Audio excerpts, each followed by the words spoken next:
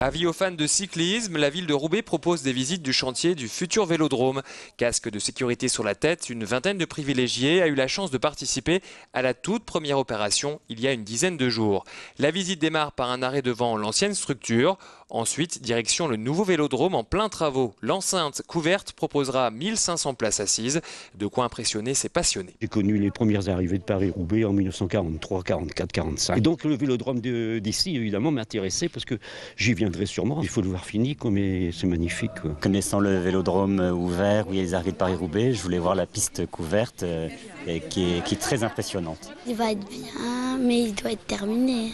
L'ancien vélodrome, je le connais depuis très longtemps, de par ma naissance à Roubaix. Et le côté affectif, évidemment, a fait que je me présente aujourd'hui ici. Mais l'attraction principale de ce futur vélodrome, c'est bien sa piste. Inclinée à 45 degrés et longue de 250 mètres, elle obligera les cyclistes à rouler au moins à 27 km/h pour éviter la chute. Le bois utilisé, c'est du mélèze de Sibérie et qui est donc le même bois qui est utilisé sur le vélodrome justement de la piste des Jeux Olympiques à Londres.